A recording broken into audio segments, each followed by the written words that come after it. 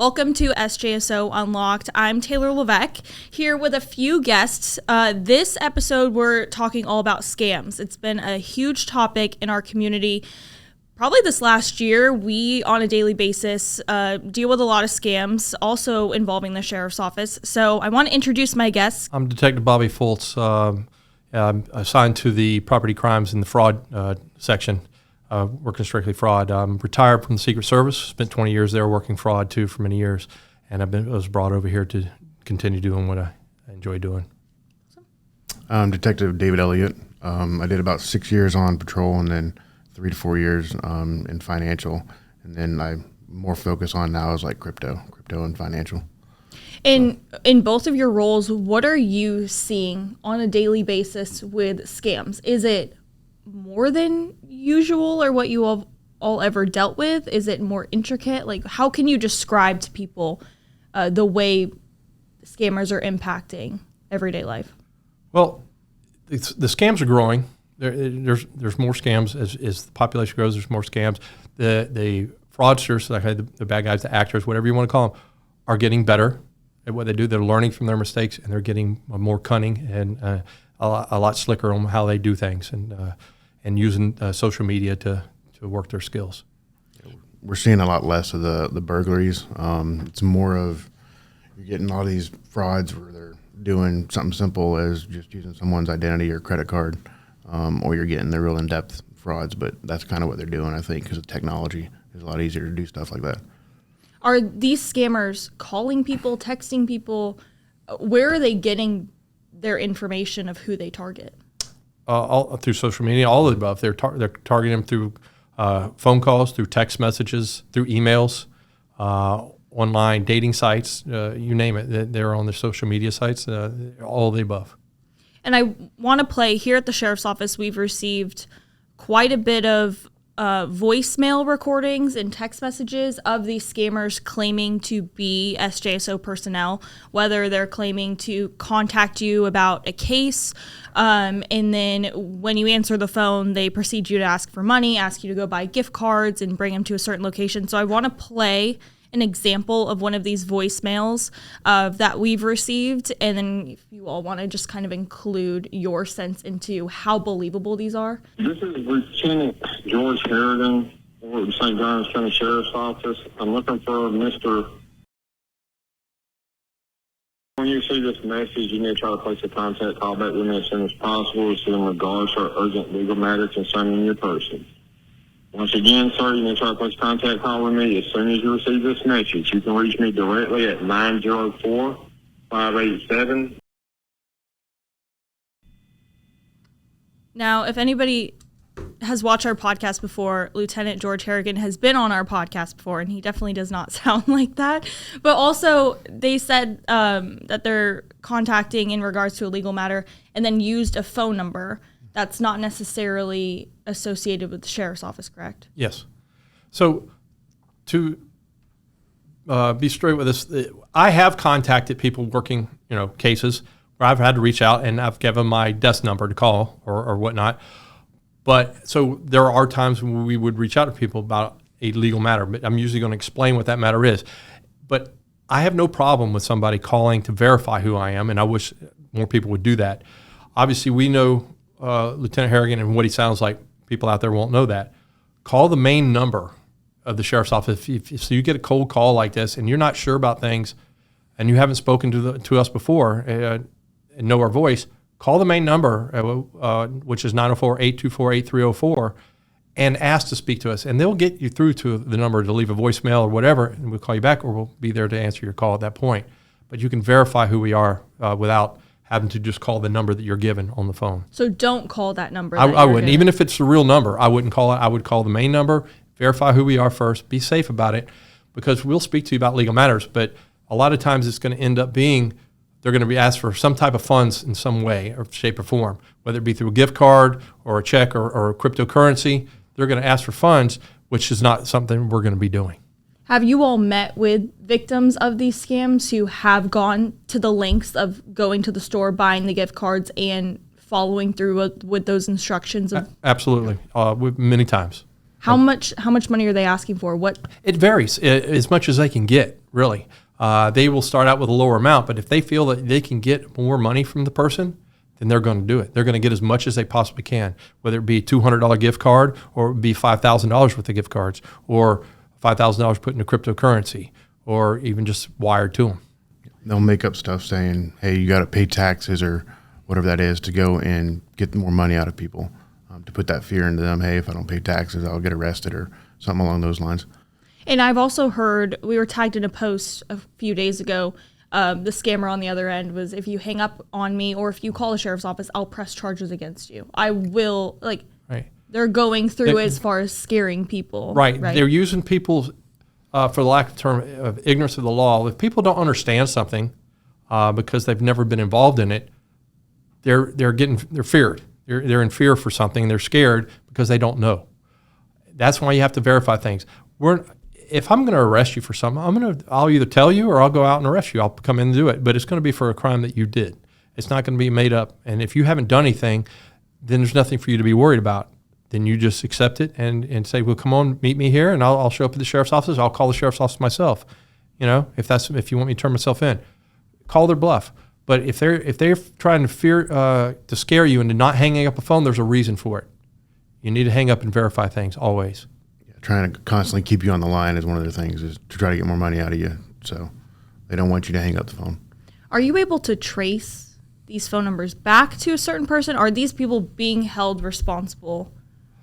Is there a way to? You can trace these numbers to a certain extent, but a lot of them are through Google and other apps and other thing where it's just made up numbers. They're using them, and then they disappear into into the abyss. So a lot of times you can try and trace the money. It's going to a lot of times go into crypto or wherever it goes to. You're going to only trace it so far. Sometimes it's going to another person that's involved in another scam, and it's layered before it eventually disappears into what I call the abyss or the cryptocurrency or the overseas funds. And there are multiple people sometimes involved in different scams, and they all think they're getting or in something legitimate for whatever that reason is. But they're involved in a scam that might not have anything to do with yours, but they're part of the whole scenario. Wow. I want to jump to the inmate search scam as well, since that has also been a big topic. Right. If you've seen our social media or if you are regularly going on our jail log, we don't have currently an inmate search. You can't go and search up to see who's been booked. That's partly because our inmates in our jail have been victims of scams with these scammers, going on the booking logs, getting their name, and then contacting their family members, asking them for money. So we're in the middle of revamping that site so it's a little bit more secure. But there was a situation where an Alabama inmate in an Alabama prison was the person scamming a lot of people. So it really just shows that they're everywhere, even in a secure facility, right? Yes. There's actually been inmates there. We've identified inmates in prisons in Georgia also, that whether they're doing these things, they're receiving the phones, however they were getting them through whatever way of sneaking the phone in. They're using them with these, they're just pay here, buy here phones, for lack of terms, and then they're using them to make the phone cold calls. And they've been checking the websites to see who's been arrested or who has, and recently, and portraying to be a lot of times the bondsman. Hey, for this, if you give us the money, we'll have them bonded out by tomorrow. And they were just arrested, and they know about it a lot of times before the family even realizes this. So of course the family doesn't verify things. You need to verify things by calling the jail. And you'll find out that they're there, but then you need to check with the jail itself about bondsmen and who's doing this, and find out more about who they're portraying to be, because you have to verify. They won't just call the number that's been called you, because that's going to be the bad guy, obviously, on the other end. You need to verify things with these always. And it's legitimate that some of their family members have been arrested, but that's not what they're just looking to get the money, and the person never gets bonded out. Another thing you can do is develop a password with your own family that only you guys know. And then if they're trying to go and scam you or try to get you to pay them money, hey, I need this password. If they can't give it to you, then obviously it's not them. So something along those lines to make it a little bit more secure, so you know exactly who you're talking to. So these scammers are claiming to be bondsmen. Are they using names of actual bondsmen in the county, or are they making up a name and these people They can do just both. don't know? They can do both. They do their homework. They know who the bonding agencies are in the area because they're all advertised. But they'll try to keep ahead of it and just make sure that they will work hard at you communicating only with them by making sure that you use the phone number that they issue and not calling. And that's why you need to verify things. And what are they asking for in these types of scams? It's a number of things. I mean, usually they can do gift cards, how they ask for you to pay for either the bondsman, crypto, which is another way they do it through the Bitcoin ATMs. They'll have somebody go to an ATM, usually at these gas stations, and put in money and have them send it to an address. And obviously it's going to the scammer's address. But those are two big ways kind of that we're seeing, the gift cards and the Bitcoin stuff.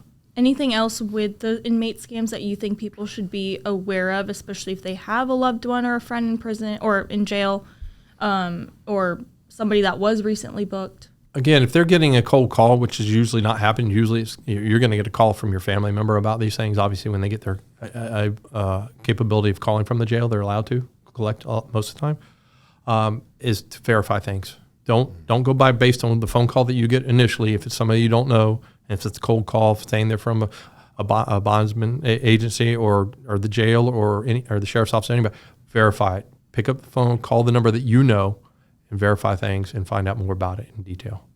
And we have a whole other list of types of scams that you all are dealing with and have included: romance scams, job scams, real estate scams, investment scams, computer pop-up scams. Which of those do you think are, out of that list, is the biggest that we're dealing with in St. Johns County? Money-wise is probably the biggest thing we're seeing. It's called a pig butchering scam or romance scam. They kind of entwine. The BEC scams, the business email compromises, are pretty big. But we get a lot of just your lower level scams, lower amounts. But those romance scams are kind of what turn into the cryptocurrency pig butchering scams. And essentially, it's basically they speak with somebody, get to believe that they're either falling in love, and then they'll have them go and invest in cryptocurrency and then send them to a website. Hey, you're making this amount of money, making like 400% in gains in 2 weeks. And they'll try to take their money out and they'll charge them taxes, saying they have to send more money to them. And all they're doing is they're sending money to these scammers in crypto, and they're not sending money to an actual investment that they have control over. And these are like online relationships? Are they meeting online? Yeah, they're usually the romance scams that turn into that, or just people that are meeting on Facebook or other ways that people contact through technology. So, when somebody comes to you regarding that, say they've sent $250,000, for example, what steps do you all take do you try to get their money back? Is there a way to get their money back? Yeah, in most cases, what I try to do is I try to get their money back as quick as possible, and then I'll go and try to focus on finding who it is and then doing that aspect of it. A lot of times it's overseas, so the best way to prevent it from happening or hurt those suspects is to take their money, because a lot of times they would either need to come over to America and us to arrest them, depending on what the extradition treaties are and stuff with other countries. But that's kind of try to focus on getting the money back first to make our victims whole, and then go through the process of the criminal side of it. When are you seeing that there's like a point where somebody realizes they've been a victim of a scam, where they think, oh, they've been so in love with this person, keep sending money to the point where they realize they've been scammed? There's certain ones that will come to that realization. Unfortunately, it happens after you've lost all or most of your life savings. But there are people out there that, whether they've lost all their life savings or not, even after we talk to them, are brainwashed. They do not believe that they've been scammed. They still think it's real. And it takes a lot. And sometimes we unfortunately have people that just won't ever listen to us. Majority do, but a lot of times, unfortunately, it's too late and they've lost a lot, if not everything.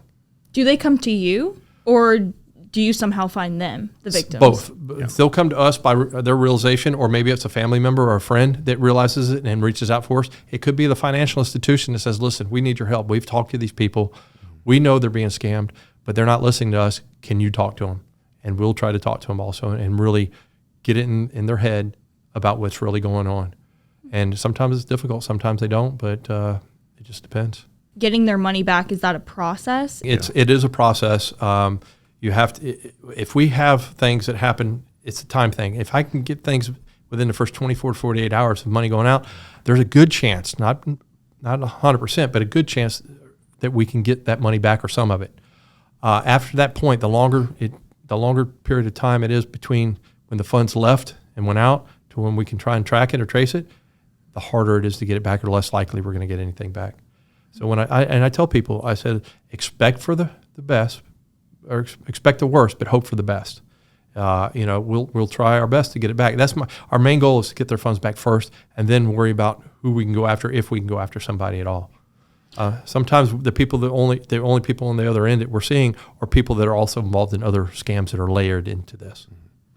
Majority of these scammers, are they coming from overseas, or do they have some imprint here in at least Florida, not necessarily the country? There might be a handful here that we can actually get our hands on, and that becomes part of, depending on what the scam is. If it's elderly exploitation or whatever, and there's people involved locally that are real, but the majority are overseas or elsewhere. That tracking them and tracing them is very hard. Or they're using like 5 or 6 people over here in America to layer everything. To layer everything, yeah. And that's we go contact them, and then it goes and leads to the next person. Until eventually you get either overseas or somebody could be in the United States. Are these people being targeted on social media platforms? People that are getting targeted on social media sites, there's people's social media sites that are being hacked into, and then they'll use that person's, say, their Facebook account to reach out for all these other people that are associated with them to eventually find the right person to be get involved with. So there's different variations of it. And you have data breaches where people are able to get access that way too. So everybody's data is out there now, and they just sell it to people. What about real estate scams? There are not as many real estate scams, but when you do have a real estate scam, it's a major headache for the victims. And when I say the victims, that could be the original person that owned the property. It could be the person that bought the property and actually lost the funds. It could be all the way to the title company that's involved because they didn't realize what was going on too. It's a layered amount of victims in this, and it can be very convoluted and take quite a bit of time to get it straightened out. Job scams too. I mean, how is somebody able to? So people, a lot of times that are hard up for cash, they're having a hard time, but they find a job online. If it's too good to be true, it usually is. If seems like a real easy stay-at-home work job, and you're going to get paid, it seems like a great amount of money to do an easy job, there's some kind of scam, some kind of angle. Some people might be involved in secret shopper scams where they're hired and they're saying, we're going to send you certain items, I want you to do this, or relabeling scam, as we call them. People are hired we got an out-of-country business, but we're going to be having certain things. We're going to send them to you, we're mailing to you. You need to we're going to furnish you the labels, furnish you the funds for transporting this. Just relabel it, send it here, or send it there, wherever we tell you to send it. And a lot of times that involves credit card scams on the front end. They're using them to purchase items, and having those items sent to the person that's involved in the scam that thinks they're doing a legitimate job. And usually they do this for about 2 weeks, and before they get paid, usually they get a knock on the door from somebody like myself or another law enforcement agency advising them to stop doing this, because what they're doing is dealing in stolen property, and they just don't realize it. These aren't well-known companies, right? They make up their own company name. They put legitimate things on websites that make it look real. They're, like you said, they're getting better at how they do things, how they structure them, and lay them out there on the websites. And then cryptocurrency scams. Can you tell us a little bit more about those for people that might not? Yeah, so a lot of the crypto scams we're seeing is people are trying to make a lot of money using crypto, but they're not familiar with it. And people reach out to them and walk them through the process of developing a Coinbase account or a Kraken account, any of these exchanges that are actually like legitimate exchanges. And then they'll say, hey, to invest it, you send it to a different address. Well, you're not sending it to anybody that's a person that's legitimate. You're sending it to a fraudulent address. So people believe they're actually investing in a legitimate company like Coinbase or Kraken, and they never are. They're just sending money to scammers. It's the same thing as sending money out with gift cards. So the biggest thing is, if you don't know what you're investing in and you don't know anything about cryptocurrency, don't get involved in it. If you're trying to invest in cryptocurrency, don't put any money in that you're not willing to totally lose. And what I mean is, you put $1,000 in there, you can lose all $1,000. But don't go and invest in crypto because somebody's telling you to. Do your own research on it and find a legitimate company to go and invest in cryptocurrency. Is there a way for people to learn more about it without getting scammed, or are you seeing people just jump into it without learning anything? Yeah, it's more people are just jumping into it because someone's explaining to them, hey, you can make 400% in 2 weeks, or you can double your investment, which doesn't even happen a lot of times, even with regular cryptocurrency investments. But if you want to go and invest in crypto, then do your own research. Coinbase is a good one. Kraken are two good companies that are legitimate companies, and they have information on their website to explain how to invest in cryptocurrency. But just because somebody's reaching out to you that you don't know, don't take their word for it at all. Or if it's somebody you think you know, it might be through Facebook. If they're communicating through text messages, through the Facebook app and things of that nature, or Instagram or wherever, it might have been your friend that you think you're talking to or communicating with had their system hacked. Mm-hmm. So you want to verify things by speaking to them on the phone. If you know their voice, you know who they are, you have their phone number, call them, talk to them. They might be like, what are you talking about? I have no idea. They might be fully messaging you, and it's not even them on the other right, end. because and they have no idea that their system was even hacked into yet. So you have to be very aware of that too. For those investment scams, people do it all the time. What's your advice for? One question I want to ask: victims, are they people of all ages? All ages, all races, it doesn't matter. There's different ones that are targeting the elderly. There's different groups that are targeting the younger groups for different type of scams. But it doesn't matter. There's no particular one over the other. Obviously, elderly folks usually are more established and have their retirement funds and things of that nature. So they get targeted a lot from all different angles, but it doesn't matter. You even see an uptick with the younger generation with any type of frauds, but mostly cryptocurrencies where they're getting a lot of the younger generation. So. What's your advice for how prevalent social media is in society today? People going on, and there's apps popping up every single day. People going on these apps or websites and making accounts. What's your advice for doing that in how it relates to possible scammers? Verify. Do your homework, know these things. If you're not sure about something, ask somebody that you know or somebody that you know is more of an expert in these things. And when I say a person, make sure it's a person you can speak to in person, somebody you know their voice, somebody you've known a long time. Or if you have any questions or if you're in doubt, you can always call the sheriff's office and ask a deputy to come out and talk to you about these things a little bit. And then if they don't have the answer, they will call us and we'll see what we can do to figure out things for you. Just research. I mean, if you're able to, you can look up some of these websites on Google and they'll tell you they're linked to scams and stuff like that. Don't be so quick to jump into investing and giving your money away to somebody that you don't know who they are. Just take some time. You waiting 2 weeks or a month is not going to make a huge difference on you making a gain or a loss with an investment. Which is another high-pressure sales pitch for the fraudsters is, hey, we need you to do this now because if not, you're going to lose out on a great opportunity. If it's that great, it'll still be there. Yep. So we always tell people on our social media that the sheriff's office will never send you a text message about an inmate. We'll never ask you to provide personal identifying information, and we'll never try to collect money from you on the phone. So I just want to reiterate that Absolutely. We will never ask you for money. Correct. We have no reason to. If you're going to be fined something, it's going to be through the court system after the case is done. If you're going to, have any kind of fees to pay, it's going to be after the case is done, and that'll be restitution or something. If that was the case, if you were involved, you would know by then. And everything, like you said, you need to verify things. If people are coming at you with this, you got to pay it now thing, especially if it's a cryptocurrency or. We're never going to ask for that. We're never going to ask for gift cards. It's not how the sheriff's office works. It's not how the clerk of the court systems work, or or anything of that nature. So call the sheriff's office, main line, 824-8304. And if you have any doubts, somebody will be able to answer them. Yes. Like I said, just verify things. If you're in doubt about something, verify it. If you feel that it's that little hair on the back of your neck standing up, or you feel funny about something, there's a reason. There's usually a reason. Maybe you can't explain it right then, but there usually is. Take your time, figure it out, slow down. If you're watching this episode or you're listening to us on any of our platforms, if you have any questions after you heard this discussion and want anything answered, you can email us at unlockedpodcast@sjso.org, and we will forward your questions to whoever they need to go to and get those answered for you.